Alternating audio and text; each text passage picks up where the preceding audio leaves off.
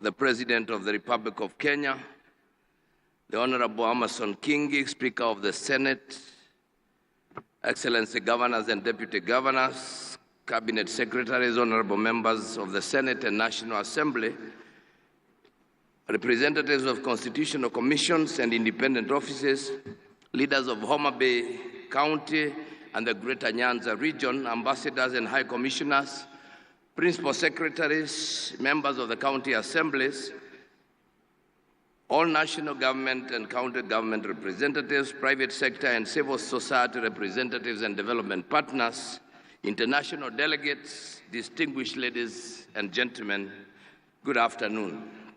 On behalf of the entire 2025 Devolution Conference Steering Committee, I take this opportunity to welcome you, Your Excellency, President William Ruto, to the 9th Devolution Conference and the 2nd Biannual Devolution Conference. I also take this opportunity to extend a warm welcome to my fellow governors who are present with their deputies and respective county leaders. Your immense support to make Devolution Conference 2025 a reality is appreciated. To all the national executive representatives attending this conference, your presence in Homa Bay County is proof that Kenya's devolved system of governance is rooted in consultation, cooperation, collaboration, and coordination. I know that the legislature at both levels of government is represented here too. Your voices in the anticipated discussions will be crucial, since for us to entrench equity, inclusion, and social justice, the public purse must be distributed to the lowest levels and reach the most vulnerable of populations. Your Excellency, this year, the participation of the civil society organizations has been much more than previous conferences. This was deliberate so that this event can begin to be more inclusive. I am confident that this year many diverse voices will be heard and that our communique will capture varied resolutions and bring more institutions at the implementation table. At this time, allow me, Your Excellency, to recognize the team that led the preparations of this year's conference. Kindly, when I mention your name, wherever you are, just stand, and I will ask the auditorium to clap for you. The esteemed steering committee was chaired by myself, and its membership comprised of Governor Gladys Wanga,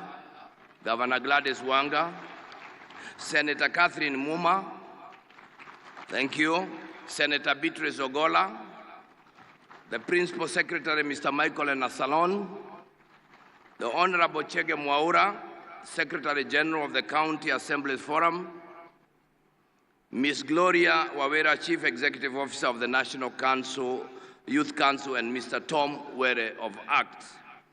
Allow me to also recognize the Chair of the Planning Committee, Ms. Mary Muiti, the CEO of COG, and I convey immense gratitude to all the institutions who participated in preparations. Asanteni sana, and like they say here, erokamano. Your Excellency, it will be wrong of me if I don't mention that the conference was planned, executed fully by our indomitable staff at the Council of Governors, and I appreciate all of them. Distinguished ladies and gentlemen, it is my privilege to deliver this progress report on behalf of the Council of Governors regarding the implementation of the communique adopted at the first biannual Devolution Conference held between the 15th to the 19th August 2023 in Uasin Gishu County under the theme 10 years of devolution, the present and the future. I will highlight just key milestones in implementation of the 2023 resolutions. First is the coordination in project and program implementation. Your Excellency, the Office of the Deputy President is working with ministries, departments, and agencies to synchronize the interventions of different government entities to eliminate duplicity and enhance efficiency. The Presidential Economic Transformation Secretariat, the PETS, has undertaken a comprehensive review of projects across all sectors to align them with national priorities. The synchronization and identification of these projects to the ward level has greatly eased silos and enhanced coordination. Automation and digitalization of services was the second one, and county governments have automated services in different sectors. Murang'a, Kisumu, Makueni, and counties have fully automated their services, while other counties have partially done it. The e-citizen has brought together over 16,000 government services, and this comprehensive digital platform integrates services from more than 100 ministries, counties, departments, and agencies, streamlining access for citizens and residents across Kenya. The third one was own source revenue. Counties collected Kenya shillings 58.95 billion in the financial year 2023-24, which is 72.5% of their target, marking the highest revenue performance in 11 years. 10 counties surpassed their OSR targets in financial year 2023-24. All the 47 counties are currently automating their revenue systems to enhance transparency and zero leakages in revenue collection.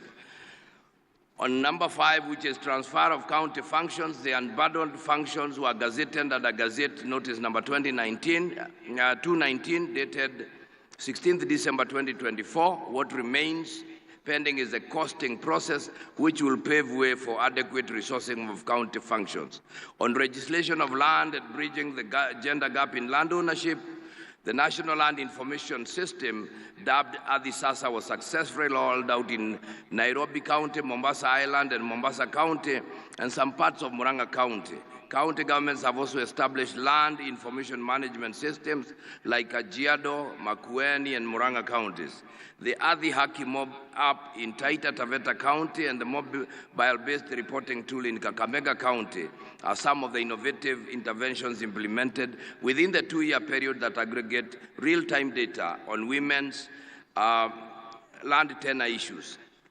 Kakamega, Busia, Nairobi, and Mombasa counties, in partnership with Athi kwa Kina Mama, AKMA project led by We Effect, implemented a project aimed at increasing women's access to land rights by establishing safe spaces for grassroots land rights defenders within the reporting period.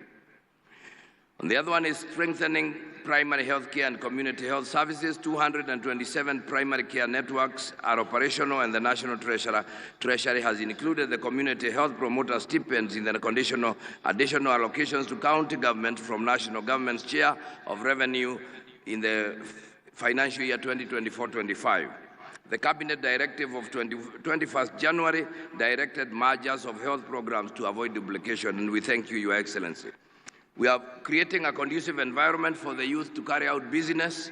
The government has developed the Creative Economic Support Bill 2024 and is currently at the public participation stage.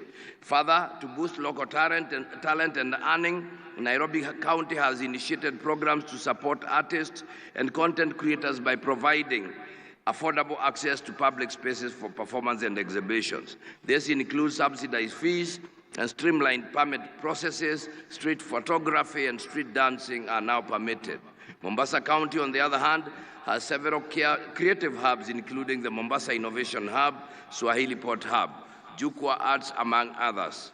On forestry and tree growing, the Ministry of Environment, Climate Change and Forestry has undertaken mapping of both tree and forest cover in the country to inform the tree growing targets of achieving 30% tree cover by 2032. Ladies and gentlemen, I applaud all stakeholders and partners who facilitated the full implementation of the 2023 communique. Any ongoing efforts must be concluded. The full matrix containing the status of all the 2023 resolutions can be accessed at the Maarifa Center, the Knowledge Hub for COG. To maintain momentum, we must strengthen intergovernmental collaboration to fast-track pending legislation and ensure equitable resource allocation. There is also need to deepen engagement with the private sector to bridge funding gaps. Number 20, let us recommit to this collective endeavor, ensuring that the resolutions of the Devolution Conference 2025 will continue to build on the progress we have witnessed and spurs to greater heights in championing devolution. I wish all of the delegates a wonderful time at this conference. Thank you very much. Let's appreciate our